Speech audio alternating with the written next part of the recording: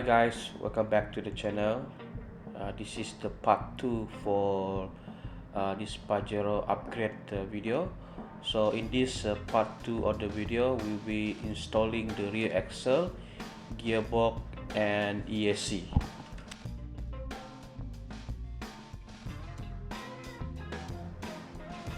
Okay, so this is the rear axle that we will be installing.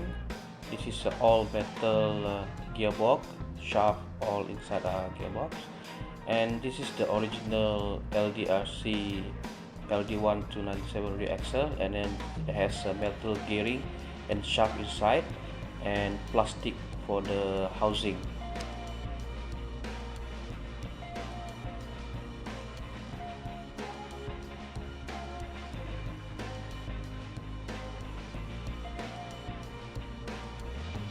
As you can see here, the gear is metal and also the pinion gear is metal. I think the original axle is good enough if you are okay with the plastic housing, but if you want to upgrade to metal, then you have to change the whole rear axle with the upgraded metal version.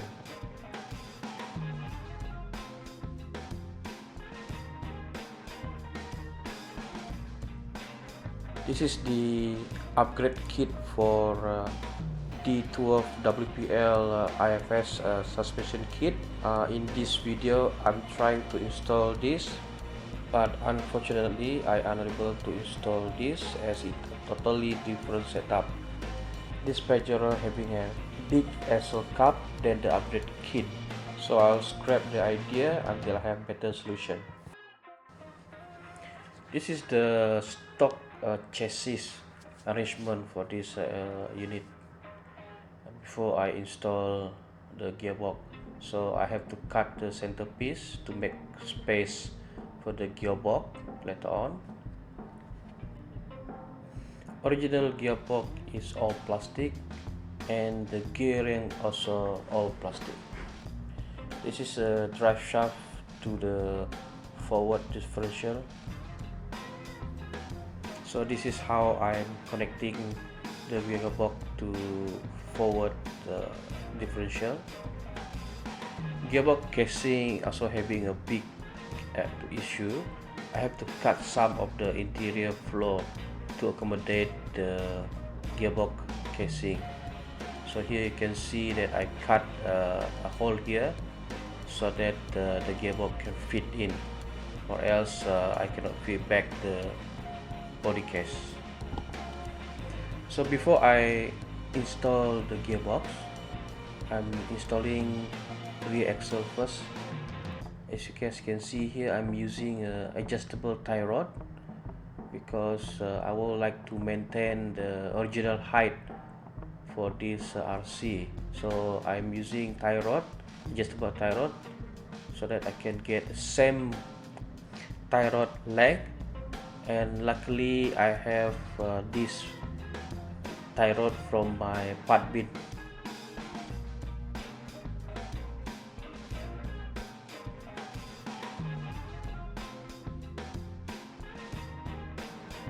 So since the frame does not have a hole for the tie rod and is use some kind of eyeball, so I just need to remove the old eyeball and then drill a new hole for a tie rod to come in.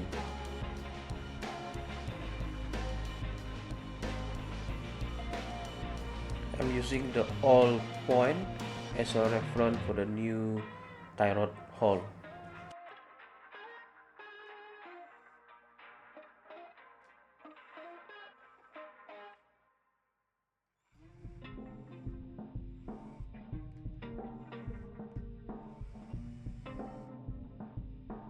So all the tie rod is installed. So this is how it look like when I install all of it.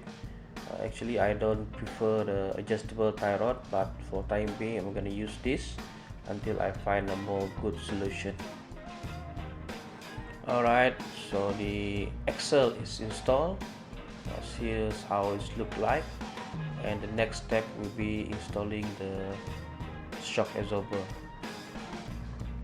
So this is the D12 suspension kit upgrade. Unfortunately, this suspension is not good. It is not the oil fill type. This is just another metal shock, so it will give you better performance. It's just a metal version of the original suspension absorber. I tried to put some oil here to see whether it can seal the oil inside the tube, but unfortunately it does not have any seal on the shaft. So once you put the oil in, the oil will be going out through the shaft. So this shock does not serve any performance upgrade, but instead it just for aesthetic looks only. Luckily, I did purchase some upgrade kit for Pinecone Defender SG2801 crawler, and this shock is much more premium feel rather than the D12 upgrade kit, and it also have the oil fill type.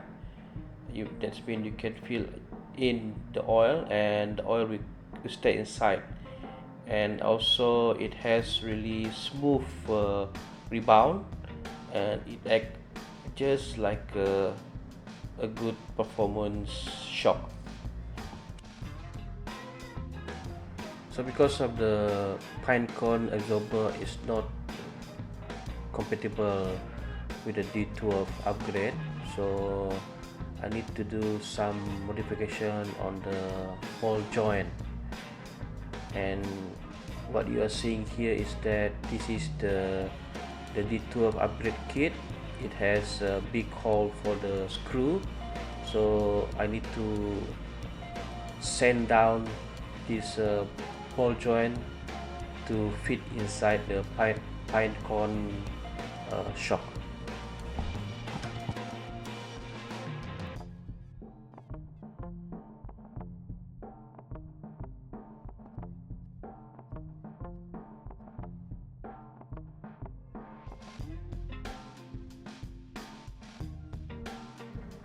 This is how the right height looks like after I install the shock absorber. This is the first setup that I put on. For me, it looks like a little bit high. I did some adjustment at the end of the video. I'm done with the axle installation, so now is the gearbox. You guys can see here I did do some lot of cutting to put in the gearbox. As I mentioned earlier, this is not meant for this RC, so you will see more cutting here and there to fit in the gearbox. So here my daughter managed to get some screen time to show off her toy as advertisement.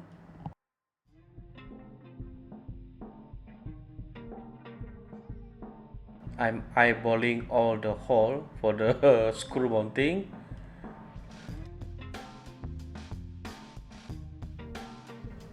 Again, some advertisement from my daughter.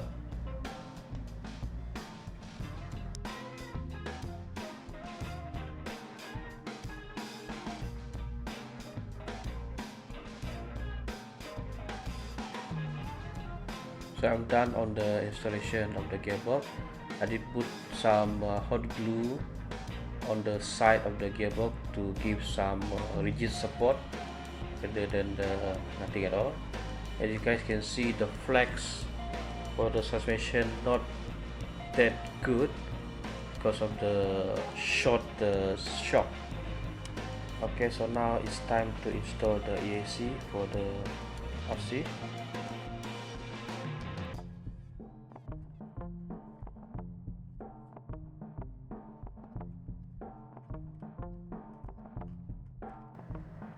So I just stick the EAC here on the hood using a double tap.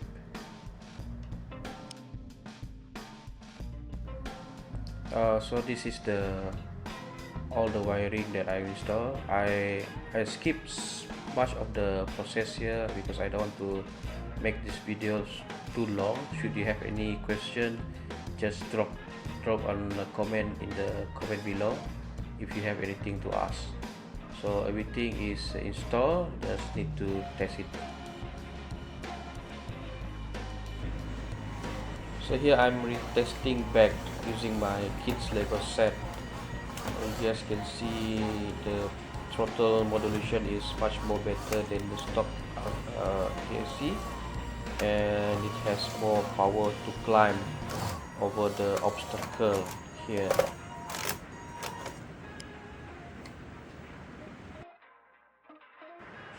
Alright guys, so this is the end of the video. This is the final edition of this car. I think in the end I love this. I find it I think it's turned out to be good. All the lighting are good, and so far I'm liking the setup. And then I think for this car, the 58 mm diameter tire is really suitable. It really make it more scale. So I'm going to maintain this size of tire. Okay, and then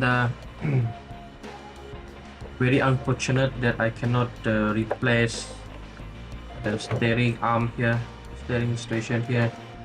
The original steering is really flimsy. You guys can see here, really I don't really like it. Unfortunately I don't have the solution right now, so I'm gonna go with it.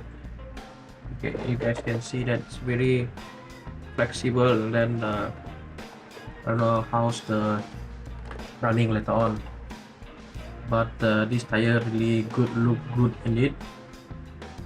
Okay, so as you guys can see on the crawling test, it really can crawl up to the stage, up to the higher level to compare with the previous one. Okay, so for me the car really turns out to be good mod, good upgrade, but only thing that disappoint me is only the steering.